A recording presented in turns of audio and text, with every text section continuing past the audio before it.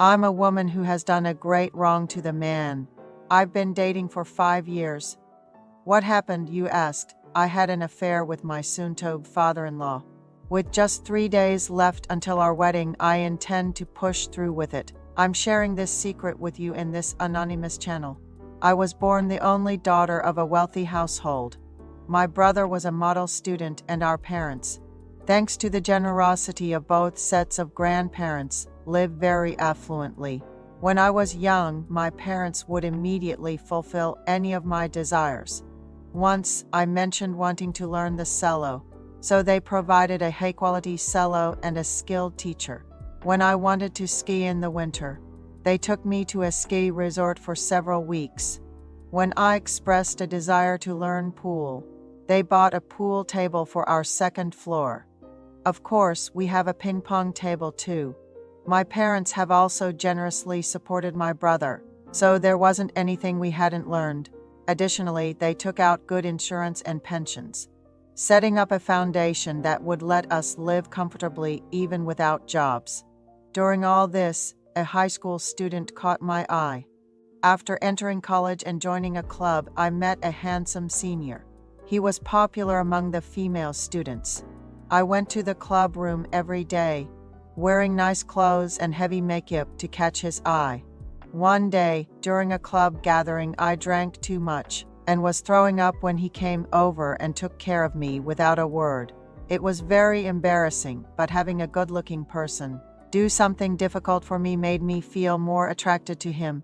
According to his friends, despite his popularity, he had never dated anyone.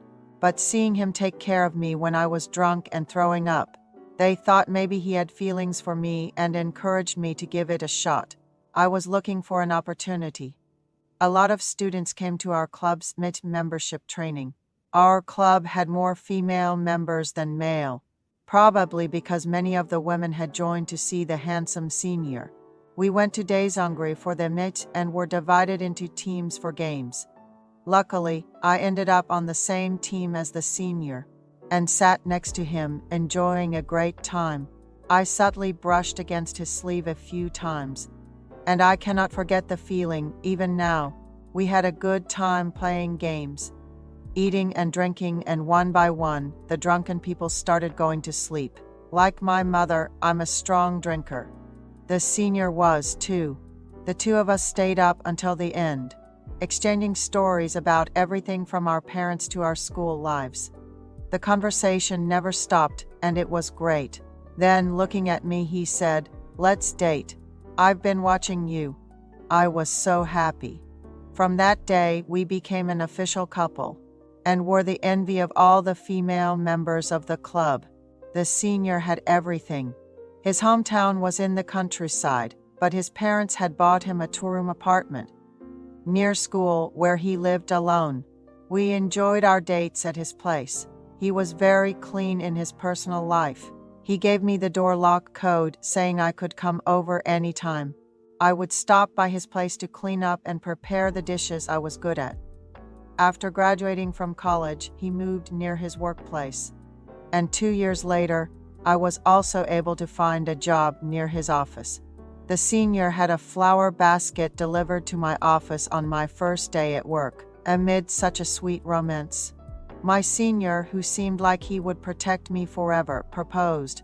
Now that we both were working, he wanted to start a family. He also said that he wanted to spend the night together. As someone who valued premarital purity, I was conflicted about his words. But I was ready to trust and follow him no matter what. That day, we became one at his house. The first time was difficult, but after that, we naturally engaged in the act, all the while taking precautions against pregnancy. One day, I heard that his parents were coming up. We booked a restaurant and greeted them. His father was very gentle and gentlemanly. We completed the greetings in a good atmosphere, introduced the senior to our parents, and were able to prepare for the wedding without any problems. One day, after finishing work at the company, I was preparing dinner at the senior's house. But the doorbell rang, and when I said, "Just come in," "Why are you ringing the bell all of a sudden?" The doorbell kept ringing.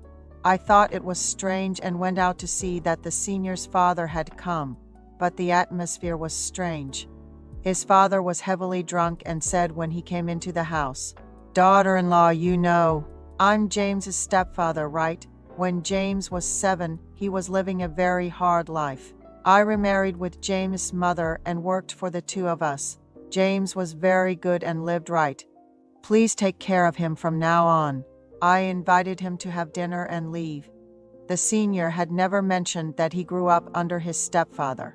When the senior came home from work and saw his stepfather, he didn't seem particularly surprised. Watching carefully, their relationship seemed really good. After that, his father would sometimes stay at the senior's house when he had appointments in Seoul. I went home after having dinner at the senior's room more than twice a week. One summer day, it was raining, the weather was humid, and I wasn't feeling great. So I was taking a shower when his father came home. I quickly wrapped my body in a towel and greeted his father. His father didn't say much. He brought some packaged beef soup, put it down, and was about to leave. I quickly got dressed and set up dinner. Then the senior suddenly had a company dinner, and I had an awkward dinner with his father. His father said he never thought that James wasn't his child while raising him. He even had a vasectomy for fear that James would be hurt. I was moved by such a stepfather. His father poured me a drink, and as we drank, his father got drunk first. I laid his father down in the senior's room and came out, and he held my hand. He said he wanted to talk more, so I sat at the end of the bed. In fact, his father said that his wife went to heaven when they were newlyweds. He knew she was sick when he married her, but he didn't think she would go so quickly, and sometimes he missed his ex-wife. The stepmother, who I thought could never leave first, tried to stay healthy. My father-in-law, a man of great care and consideration, assured me that James would also make a good husband, just like him. Yet, in his 60s, he shed tears as he confessed to missing his first wife. Seeing his tears, I couldn't help but feel his sadness. I held his hand, trying to offer some comfort, moved by his pure heart. He felt embarrassed showing such a side to his daughter-in-law, but he couldn't express his feelings in front of his remarried wife. I told him that even though I can't fully understand his feelings, I believe that James was able to grow up well under a good father like him, and that I will respect and care for him after our marriage.